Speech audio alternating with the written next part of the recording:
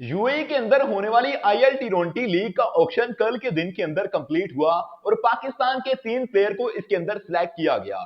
एक ही team desert wiper के अंदर पाकिस्तान के फखर जमान का नाम आया, नसीम शाह का नाम आया, हसन नवाज का नाम आया। कुछ लोगों ने आंखें बंद करके इनकी प्राइसेस के ऊपर स्टोरियां लगाई कि बहुत हाई प्राइस के अंदर पाकिस्तान के प्लेयर सेल आउट हुए हैं और पाकिस्तान के जो प्लेयर अनसोल्ड गए उनके ऊपर लोग तंज करते रहे। लेकिन मैं आपको ये चीज क्लियर कर दूं कि जो प्लेयर पाकिस्तान के सोल्ड आउट हुए हैं उनकी प्राइसेस को लेकर भी डिबेट चल रही है और इंटरनेशनल मीडिया के ऊपर और दूसरे मुल्कों की क्रिकेट बोर्ड के अंदर इस चीज के ऊपर बहस चल रही है कि पाकिस्तान के प्लेयर इतने सस्ते क्यों सोल्ड हो रहे हैं। पाकिस्तान के वो प्लेयर जो कि अच्छे प्लेयर्स के अंदर आते हैं और हालिया दिनों के अंदर परफॉर्म भी कर रहे थे, उनको भी सस्ते दाम के अंदर खरीदा गया है। अगर बात करें फखर जमान की, अगर बात करें हसन नवाज की, नसीम शाह की, तीनों प्लेयर पाकिस्तान के जबरदस्त प्लेयर हैं और इनका नाम अच्छे प्लेयर्स के अंदर ही आता है। फखर जमान की प्राइस $80,000 रखी गई और इसके साथ ही जो प्राइस रखी गई नसीम शाह की वो भी $80,000 रखी गई। तीसरे नंबर पर हसन नवाज थे,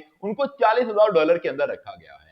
दूसरी तरफ अगर दूसरे प्लेयर्स को देखें तो एंड्रे फ्लेचर एक प्लेयर हैं जो कि वेस्ट इंडीज के रिटायर्ड प्लेयर हैं। वो बंदा जो कि कई साल से रिटायर्ड हो चुका है क्रिकेट से, उस बंदे को $2 लाख के अंदर खरीदा गया है। और उसके अलावा अगर मैं आपको बताऊं जुनेद अकरम का जो कि लोकल बोर्ड का प्लेयर है, उस बंदे को $1,70,000 के अंदर खरीदा गया है। तो फिर ये फर्क क्या है कि पाकिस्तान के प्लेयर इतने सस्ते जा रहे हैं और दूसरे प्लेयर इतने महंगे दामों के अंदर जा रहे हैं। यानी कि ये पाकिस्तान के अच्छे स्ट्राइक रेट वाले, अच्छी एवरेज वाले प्लेयर, वो प्लेयर जिनको 15 प्लेयर में से सिलेक्ट किया गया, उनको भी इतने कम पैसे क्यों दिए जा रहे हैं। इस चीज को मैं आपको क्लियर करता हूं। इसके लिए 2 पॉइंट्स है हमारे पास। सबसे पहली बात है पाकिस्तान क्रिकेट बोर्ड इसके पीछे कसूरवार है। पाकिस्तान क्रिकेट बोर्ड ने खुद अपने प्लेयर्स का मेयार इतना ज्यादा गिरा दिया है कि इनको पैसे बाकायदा सबसे कम मिल रहे हैं। क्योंकि हसन नवाज को अगर देखें तो एक चोटी का प्लेयर है, लेकिन उस बंदे को इतने कम पैसे मिल रहे हैं, इसके पीछे पाकिस्तान क्रिकेट बोर्ड का कसूर है। पाकिस्तान क्रिकेट बोर्ड पहले जब लिस्टें जारी करता था अपनी सेंट्रल कॉन्ट्रैक्ट के लिए, जब लिस्टें बनाई जाती थी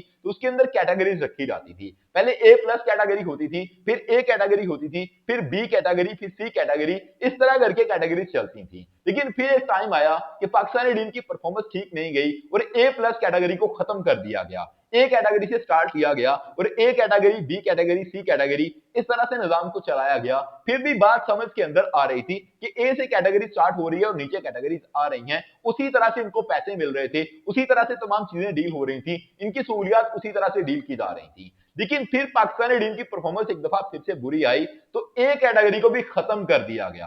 अब जब ए कैटेगरी को खत्म कर दिया आपने और बी कैटेगरी से स्टार्ट किया, इसका सीधा सीधा आपने एक मतलब छोड़ दिया कि पाकिस्तान के अंदर कोई भी ए कैटेगरी का प्लेयर मौजूद नहीं है। जब एक क्रिकेट वो खुद कह रहा है कि हमारे पास एक कैटेगरी का प्लेयर मौजूद ही नहीं है, तो फिर इंटरनेशनल क्रिकेट के अंदर या फिर इंटरनेशनल लीग्स के अंदर किस तरह से उसको रेट किया जा सकता है ए कैटेगरी के अंदर। इसी तरह से फिर वहां पर डील किया जाता है इनको और इसी तरह से प्राइसेस सेट की जाती हैं। इसी वजह से पाकिस्तान के प्लेयर्स की जो प्राइस है वो इतनी कम रखी गई है। वरना फखर जमान की परफॉर्मेंस को देखें, वो तो अच्छा खासा परफॉर्म करके आया है। इंडिया वाले मुकाबले के अंदर उन्होंने फाइनल के अंदर भी अच्छा परफॉर्म किया है। अब जो दूसरी रीजन है वो कहीं ना कहीं पाकिस्तान के प्लेयर्स की परफॉर्मेंस है। पाकिस्तान क्रिकेट बोर्ड को भी हर चीज के लिए ब्लेम नहीं किया जा सकता।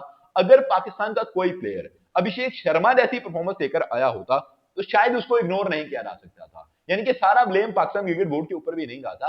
पाकिस्तान क्रिकेट बोर्ड ने जो करना था कर दिया, लेकिन प्लेयर्स की परफॉर्मेंस भी कहीं ना कहीं आड़े आ रही है। प्राइस को सेट करते हुए वो चीज सामने आ जाती है कि हसन नवाज को आप देखें, हसन नवाज ने एशिया कप जैसा इवेंट खेला जो कि एशिया का सबसे बड़ा इवेंट माना जाता है। एशिया कप 2025 के अंदर इन्होंने शुरू के 3 मैचेस खेले, फिर उसके बाद उनको पाकिस्तानी टीम से बाहर कर दिया गया। लास्ट के 3 मैचेस इन्होंने नहीं खेले हैं। बांग्लादेश वाला मैच था, श्रीलंका वाला मैच था, फिर फाइनल मुकाबला था इंडिया के साथ। तीनों मुकाबलों से हसन नवाज को बाहर किया गया था और इस वजह से बाहर किया गया था कि ये परफॉर्म नहीं कर पाए थे और इंडिया के खिलाफ मुकाबले के अंदर वाकई इनसे परफॉर्मेंस नहीं आई थी। उससे पहले भी 2 मुकाबलों के अंदर ये फेल हो चुके थे। तो इसी वजह से हसन नवाज को $40,000 के अंदर खरीद दिया गया। जहां तक फखर जमान की बात है, उनकी कंसिस्टेंसी को लेकर सवालात रहते हैं कि उतने कंसिस्टेंट नहीं है, लगातार मैचेस के अंदर परफॉर्मेंस इनसे नहीं आ पाती है। और बात करें अगर नसीम शाह की, तो नसीम शाह पाकिस्तान के स्क्वाड से बाहर चल रहे हैं और पाकिस्तान क्रिकेट बोर्ड जब किसी को घर बिठाता है तो रेस्ट के तौर पर नहीं बिठाता, बल्कि उसको बाकायदा तौर पर यह नोटिस दिया जाता है, उसको बताया जाता है कि आपकी परफॉर्मेंस अच्छी नहीं चल रही है, परफॉर्मेंस को बेहतर कर लीजिए, फिर आपको स्क्वाड के अंदर शामिल कर लिया जाएगा। यानी कि अगर इंटरनेशनल लीग के अंदर पाकिस्तान के प्लेयर्स को सिलेक्ट किया जा रहा है तो कह लें कि खाना पूरी के लिए सिलेक्ट किया जा रहा है। इतने कोई इनको इमर्जिंग प्लेयर के तौर पर टीम के अंदर नहीं लिया जा रहा, इतना ज्यादा कोई आला पाए का प्लेयर समझकर टीम के अंदर शामिल नहीं किया जा रहा।